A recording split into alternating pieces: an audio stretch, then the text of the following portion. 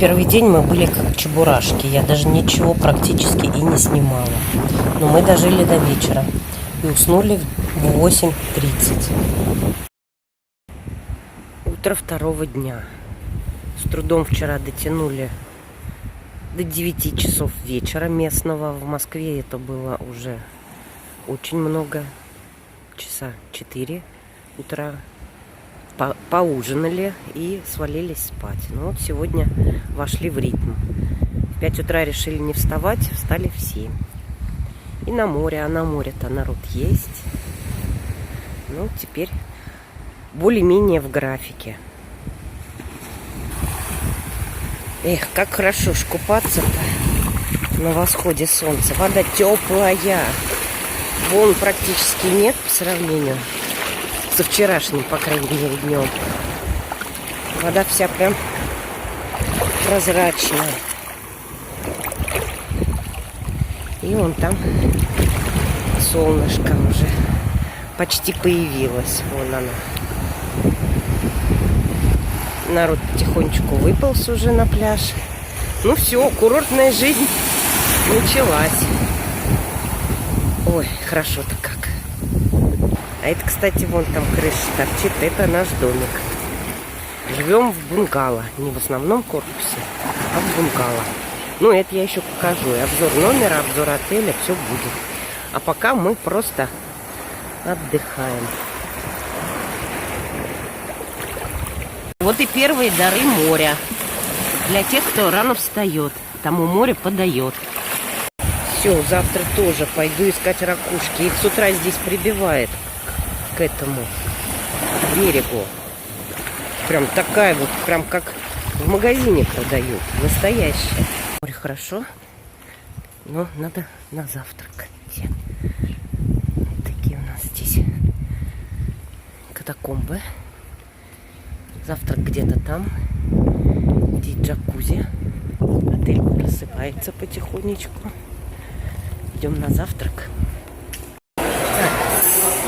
Отключаюсь. Некогда мне снимать. Надо завтрак. Кофе с молоком, водичка, омлетик с начиночкой, сок неизвестно из чего и неизвестно что. Ну вот ананас известный. Ну, короче, приятного аппетита.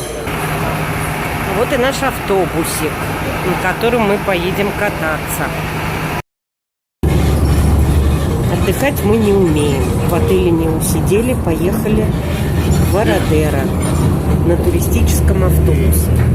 Стоит он 5 евро. Такой двухэтажный, на втором этаже. Пекло. Поэтому едем на первом.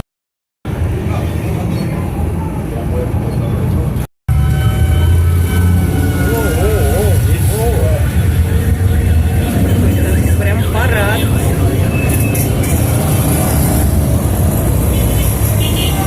Короче, в Вородеро жизнь кипит. Так, вот так это все выглядит на втором этаже. Катаемся дальше.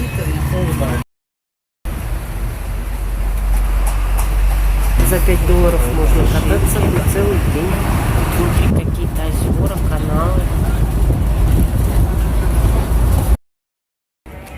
Ну вот информация для тех, кто сюда хочет. Плавание, шоу, русский язык присутствует. Смотреть шоу. Можно поплавать вместе с дельфинами. Вот. Можно с ними сфотографироваться. Тут такой зальчик.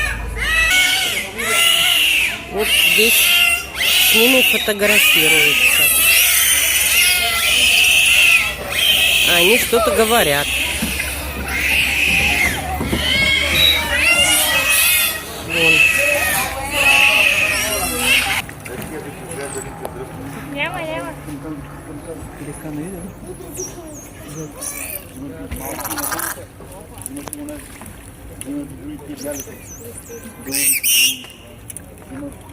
Нет, на рыбку. Ведь говорят же что-то.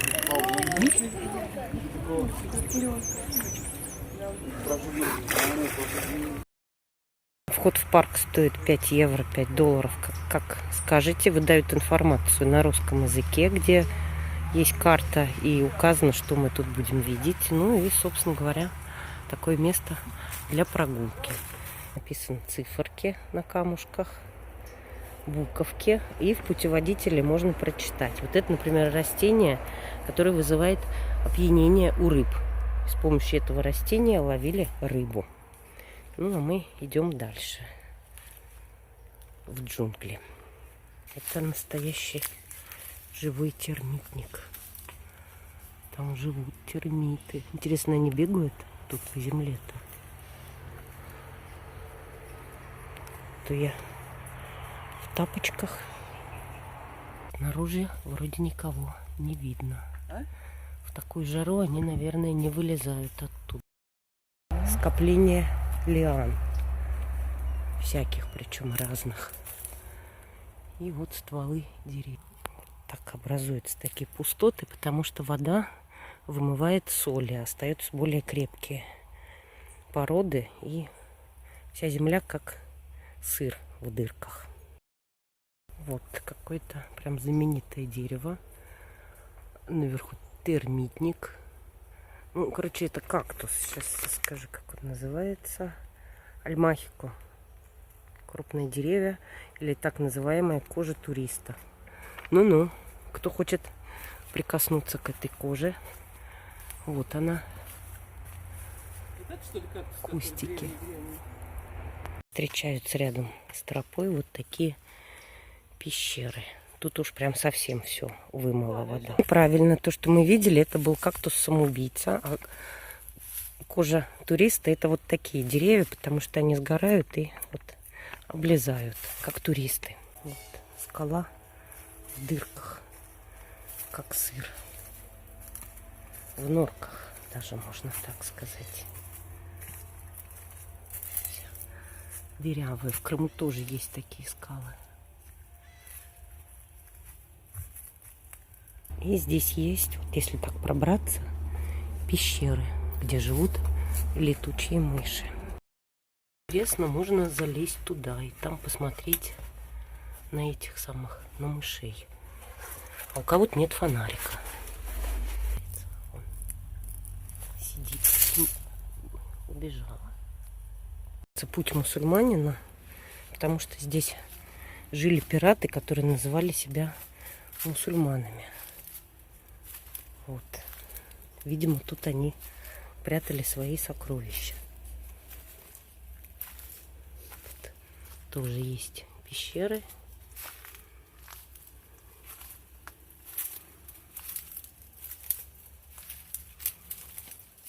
Тут узкие проходы, катакомбы. А до мусульманов здесь жили древние люди. Здесь найдены были раскопки и найдены остатки 2000-летней давности. Короче говоря, людей, которые жили здесь 2000 лет назад. Но от них, конечно, ничего не осталось, потому что когда Кубу завоевывали, местных аборигенов всех истребили.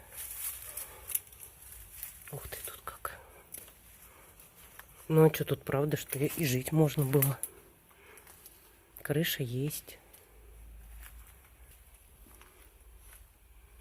Здесь огонь, видимо, был. Очаг.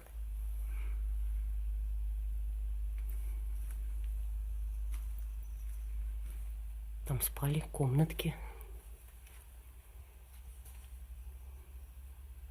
Ну, вполне себе жилой дом, созданный природой. Вон там еще один.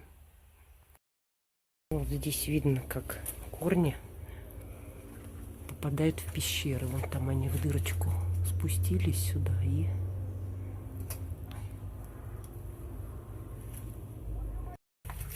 Вот, а здесь вода. Та самая вода. Вот это вот тоже корень посередине. Ой, не, вон там корень. Тут прям грот натуральный. И цвет воды такой интересный. Вот эти корни, которые сквозь камень сюда лезут за водой. Дорожка перестает быть ровной. Главное не упасть в этот куст. Сюда каким-то образом попадает морская вода. Вот она образует такие лагуны. Здесь живут рыбки. Вот, это самый старый фикус Кубы, который потихонечку загибается, потому что его тут душат лианы. По приезду в отель Куба Либре, мы же на Кубе, конечно, можно было бы подумать, что мы как приличные на солнце находимся только утром рано или вечером на закате, но это не так. Самую жару мы провели в городе Вородеро, в пекле. Ну а вечером покупаться, конечно же. Вода просто прям как парное молоко. Цвет какой-то просто прям нереальный. Хоть и тучка какая-то прибежала, но на цвет это не сказалось. И хорошо отдыхать-то.